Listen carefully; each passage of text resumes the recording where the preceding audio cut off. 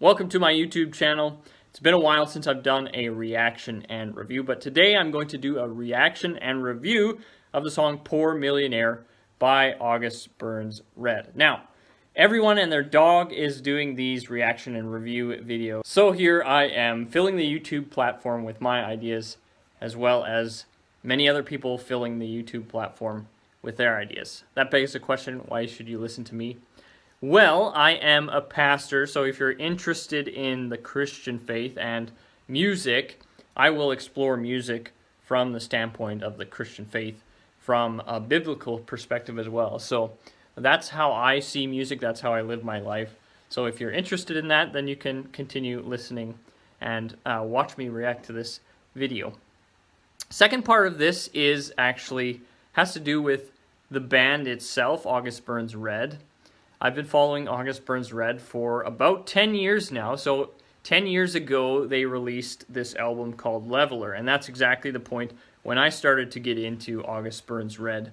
And since Leveler is 10 years old, August Burns Red decided to do both a live stream and a re-record of this album with different artists featured on it, with different tunings and all sorts of, I guess they added solos in it, so I'm very excited actually. I think it'll be interesting to hear this album since I know it so well already, and then to hear it changed up a bit, and we'll see how different it is, how much they played with it, and how much they kind of kept it the same. So I'm excited to listen to it. Today, though, they released their one of their tracks from this album, and that is called Poor Millionaire. And so that's what I'm reacting to today. I know the lyrics quite well, so I might as well just stop talking now and listen to the song.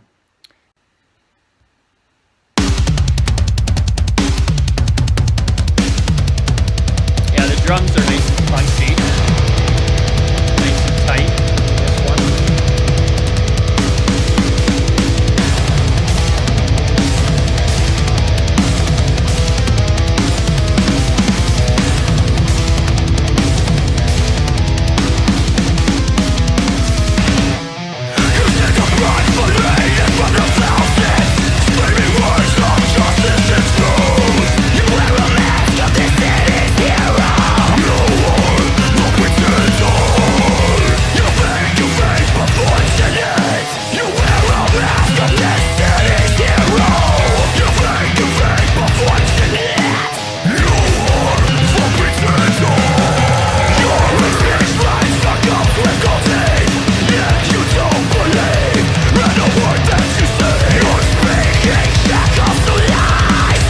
Just before we get to the really heavy part, I just wanted to pause it there, and my initial impressions, or my initial impression is that it's a little more punchier than the original as far as the drums and the guitar goes. A little clearer there. I'm not a huge fan of how the vocal takes kind of were mixed in this one. I feel like the original one, the vocals were a lot more up front. And it kind of sounds like the vocals in this one were a bit buried. So far the instrumentation I'm liking better than the original. The vocals not as good, but we'll see when we'll see when Ryan Kirby gets in, see what happens.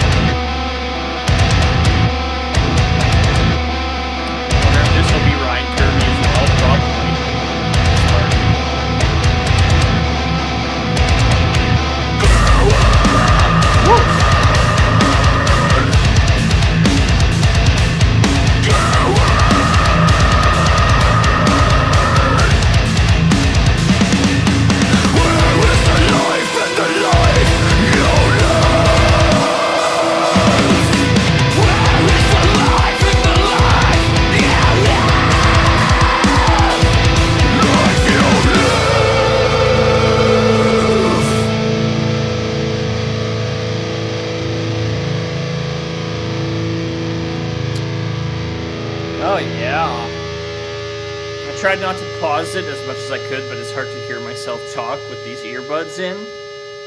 But that was really good. It's surprising how you can take down the tuning, and it sounds like so much heavier.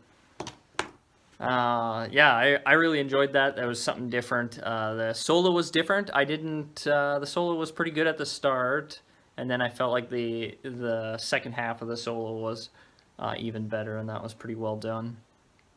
As far as the instrumentation goes then, I really love how they placed Ryan Kirby in there at the end. Very nice highs and everything that he has. I'll just look up the lyrics now as we address the lyrics. Obviously the lyrics didn't change, which I am not expecting the lyrics to change at all with everything, but so looking at the lyrics of this song, they haven't changed, as I said, but they talk about a poor millionaire. This can be something that we see in our lives today, in our world today. We talk about it with relationships being more valuable than money, right? If you have lots of friends, good family, then that's a lot more important than having lots of money, right? At least we say that. Do we put that into practice? Sometimes we don't. But this song is basically a warning to, well, it's more of like an accusation, but accusing someone of being more worried about their money than they are about their relationships with people. So it ends with, where's the life in the life you live? So basically saying this person may be a millionaire, but their relationships with other people are pretty poor. Their quality of life in that sense is pretty poor. This goes to scripture, and I'm not sure where they would have, where this song came from, where the inspiration came from, I should say, but it very well could have come from Luke 12, and I'll read you. So Jesus tells this parable, he tells this story, and this is what he says. The ground of a certain rich man produced a good crop. He thought to himself, what shall I do? I have no place to store my crops. Then he said, this is what I'll do. I will tear down my barns and build bigger ones, and there I will store all my grain and my goods. And I'll say to myself, you have plenty of good things laid up for many years. Take life easy, eat, drink, and be merry. But God said to him, you must be some kind of fool. This very night your life will be demanded from you. Then who will get what you have prepared for yourself? This is how it will be with anyone who stores up things for himself, but is not rich toward God. Highlighting that end there, not rich toward God. Jesus also teaches this in other places, that we should store up our treasures in heaven, right? In other words, don't worry about storing up treasure on this earth, because you're going to die in a little bit, and you can't take it with you when you're dead. So there you go. That's what this song is about too, not being self-righteous or anything like that. And I am super pumped for this album to come out now, even though I know the songs already.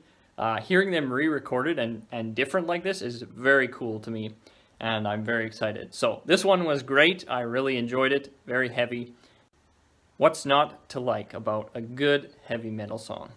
Take care, and God's blessings to you all.